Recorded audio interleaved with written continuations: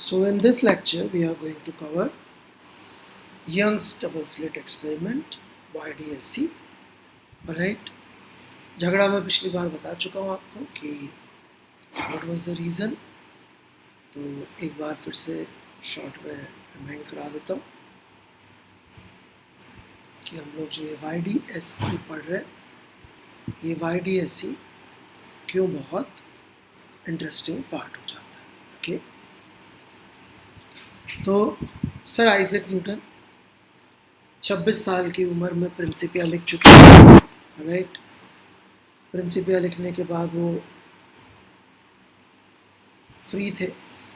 Right, तो उस free time में उन्होंने लाइट क्या है, राइट, इस पे काम किया और बड़ी फेमस लाइट की थ्योरी उनके ज़माने की, कॉपर्स्कुलर theory, which basically means light is particle made up of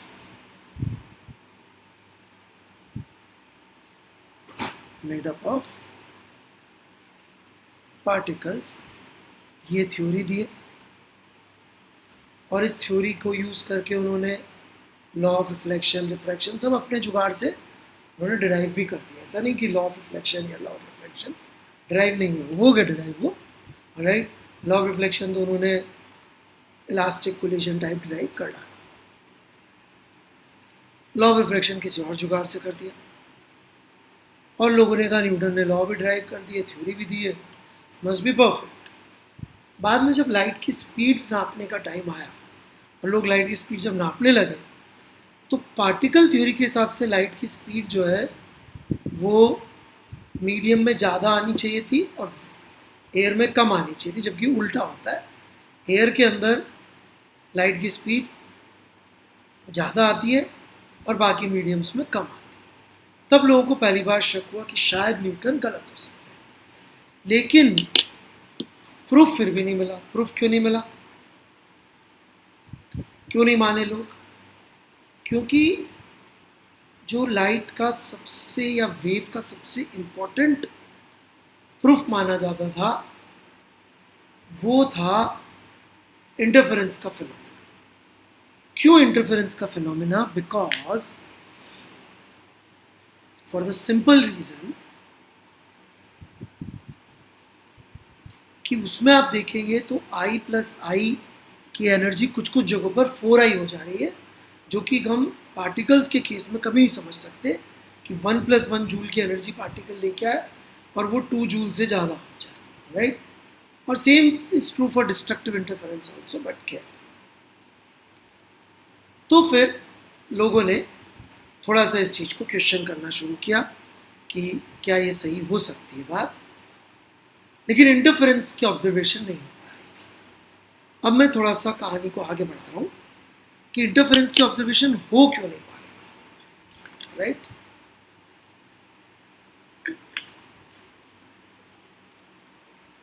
जिन्होंने यंग्स डबल स्लिट एक्सपेरिमेंट बनाया, यंग सही है नाम है, तो थॉमस यंग जिसे याद है तो.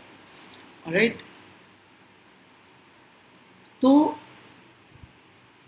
उनको ये नहीं पता था. इनफैक्ट लाइट की इलेक्ट्रोमैग्नेटिक वेव्स की इक्वेशन आ जाने तक भी ये पता नहीं था कि ये प्रॉब्लम है क्या, बट एक्सपेरिमेंटली सॉल्व हो गई थी. प्रॉब्लम क्या है जरा समझिएगा कि लाइट का कोई ना कोई सोर्स होगा, वो सोर्स कोई एटम होगा. राइट, जैसे कि लाइट का एक सोर्स है. राइट, और ये जो सोर्स है ये वाइब्रेट कर रहा है. राइट,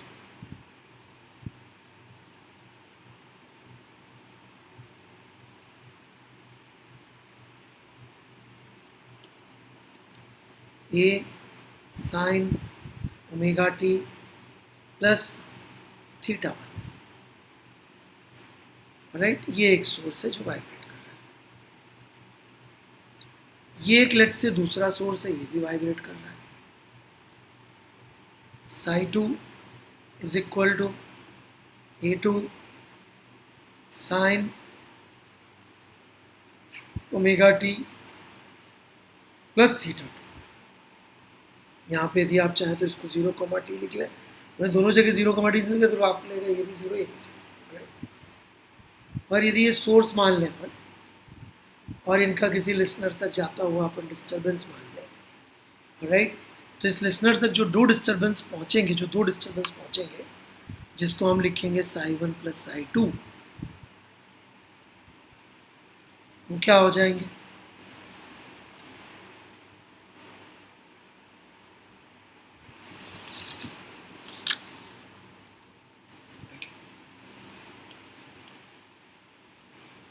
वो क्या हो जाएंगे? वो हो जाएगी equation A1 sin omega t minus kx1 plus θ1 plus A2 sin omega t minus kx2 plus θ2।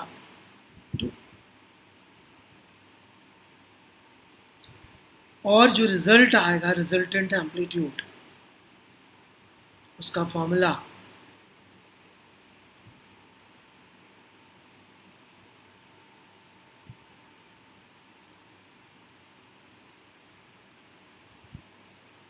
Right, ये इसलिए लिख रहे हैं क्योंकि एक्चुअली हमारा इंटरेस्ट हमेशा इंटेंसिटी वाले फॉर्मूले में ज़्यादा होता है, क्योंकि वो हमारे लिए ज़्यादा यूजफुल है। खैर नहीं, तो जो डेल्टा फाई की वैल्यू आती है ये आ जाएगी k delta x plus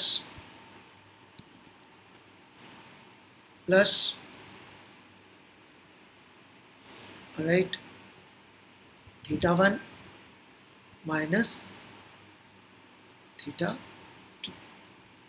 sound जब हम पढ़ रहे थे तो हमने क्या किया था, हमने इस θ1 माइनस θ2 को साउंड में 0 कर दिया था, राइट, हमने बोल दिया था ये 0 इन साउंड, ऐसा हमने कर दिया। लाइट में सारी कहानी एक्चुअली इस θ1 माइनस θ2 की थी, अजम्पशन था ये सब, ठीक है, अजम्पशन था।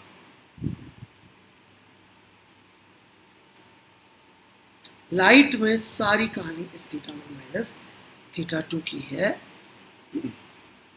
और इस कहानी को समझाने के लिए what we will need is coherent versus incoherent source, right, coherent versus incoherent source. अब ये क्या कहानी है कोहेरेंट वर्सेस इनकोहेरेंट सोर्स? देखिए, what happens is this,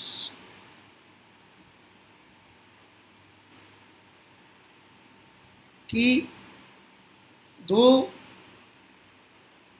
sources हैं सेम फ्रिक्वेंसी के, साथ साथ वाइब्रेट कर रहे हैं, अपन सुन भी रहे, मतलब एक ही जगह पे डिस्टर्बेंस पहुंच भी रहा है, परंतु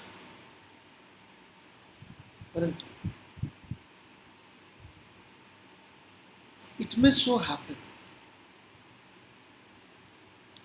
कि उन दोनों के बीच का जो फेज डिफरेंस है उसका एक पार्ट तो ठीक है k डेल्टा x, वो तो यदि हम यहाँ पे बैठ गए तो उसकी तो एक स्पेसिफिक वैल्यू आ जाएगी।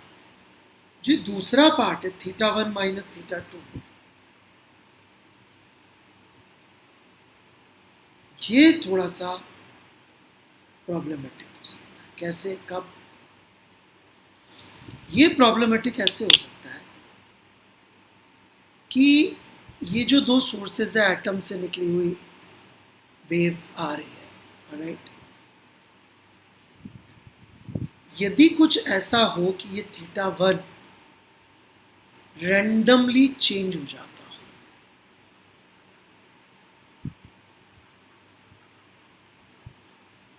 और ये θ2 भी रैंडमली चेंज हो जाता है, आप बोलेंगे ऐसा क्यों होगा, रैंडमली क्यों चेंज हो जाएंगे? ये वाइब्रेट कर रहा है एटम, इसके अड़ोसी पड़ोसी भी वाइब्रेट कर रहे हैं, राइट, कभी इसको ठल्ला लग गया टक्कर लग गई, तो इसकी फ्रिक्वेंसी ऑफ वाइब्रेशन पे इतना फर्क नहीं पड़ेगा, परंतु इसका जो फेज है वो रैंडमली चेंज हो जाएगा। और इसका फेज रैंडमली चेंज हो जाने से फर्क क्या पड़ेगा? इसका फेज रैंडमली चेंज होने से फर्क ये पड़ेगा, ऑलराइट, कि ये वैल्यू θ1 माइनस θ2 कुछ भी रैंडम वैल्यू ले लिया करेंगी, राइट, ये कुछ भी रैंडम वैल्यू ले लिया करेगी θ1 माइनस θ2, क्योंकि θ2 भी रैंडमली कुछ चेंज करेगा, θ1 भी कुछ चेंज होगी।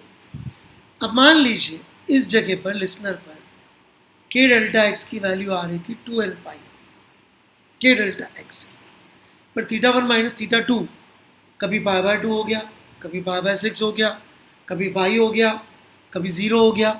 तो इस लिसनर की पोजीशन पर what would you see? What would you see at the position of listener? You would see all the maximas, minimas, everything occurring. कभी मैक्सिमा आ रहा होगा, कभी मिनिमा आ रहा होगा, कभी कुछ और आ रहा होगा। और मान लीजिए ऐसा हो कि 1 सेकंड के लिए मैक्सिमा है, फिर थोड़ी देर बाद मिनिमा आ जाए, तो भी आप कह सकते हैं कि भाई इंटरफेरेंस हो रहा है। लेकिन यदि आप लाइट की फ्रिक्वेंसी की बात करेंगे, लाइट की फ्रिक्वेंसी पे आ रहा हूँ मैं, सो वो होगी 3 × 10⁸ बटा विजिबल रेंज में चले जाए 500 नैनोमीटर यदि हम लेना चाहें, राइट, तो 500 नैनोमीटर इज 5 × 10⁻⁻7। तो आप देख सकते हैं 0.6 × 10⁻15 के इस ऑर्डर का फ्रिक्वेंसी आता है। 1 सेकेंड में 10⁻15 टाइम हर्ट्ज मतलब वाइब्रेशन हो रही है। और उसमें यदि मान लीजिए मिलियन बिलियन वाइब्रेशन में एक बार भी यदि फेस चेंज होता है, तो 1 सेकेंड में 10⁻6 टाइम्स फेस चेंज हो रहा है। मतलब कि 1 सेकेंड में 10⁻6 मैक्सिमास मिनिमास सब एक ही जगह पे आ, तो इतना जल्दी जल्दी फेस चेंज हो रहा होगा कि हम कभी भी ऑब्जर्व ही नहीं कर पाएंगे कि यहाँ पे मैक्सिमा आ रहा था। मतलब इंटरफेरेंस थ्योरेटिकली हो रहा है, प्रैक्टिकली ऑब्जर्वेबल नहीं, right, practically not be able to observe anything like interference.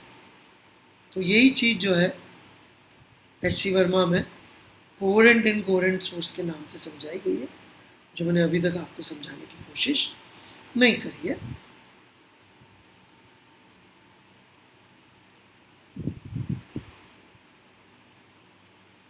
तो चूंकि आप लोग अभी थोड़ा दूर है हमसे, हम रोज नहीं मिलते, क्लास में डाउट नहीं पूछ सकते, इसलिए मैं 1 मिनट आपको H.C. वर्मा जी ने जो लिखा है, राइट, वो भी मार्क करवा दूँ।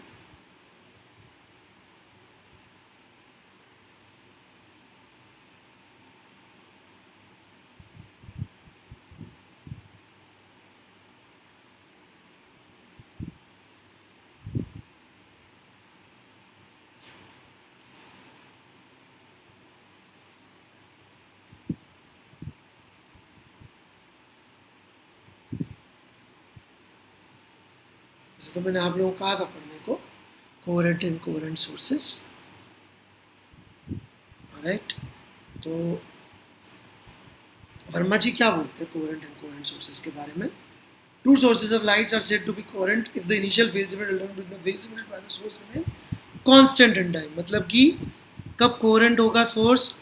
जब ये θ1 माइनस θ2 जो लिखा हुआ है this is constant in time, ये टाइम में वेरी ना करे तो हम कह देंगे θ1 minus θ2 is constant. And if it changes randomly,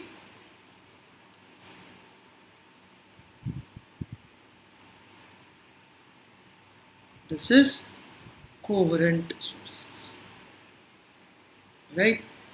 On the other hand, incoherent में क्या हो रहा होगा?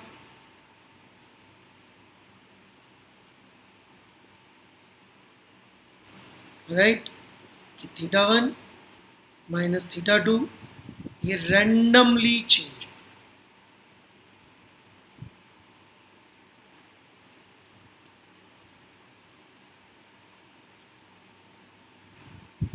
ठीक है, सो रैंडमली यदि चेंज हो रहा है तो इनकोहेरेंट सोर्स है, और यदि कांस्टेंट है तो वो कोहेरेंट सोर्स है।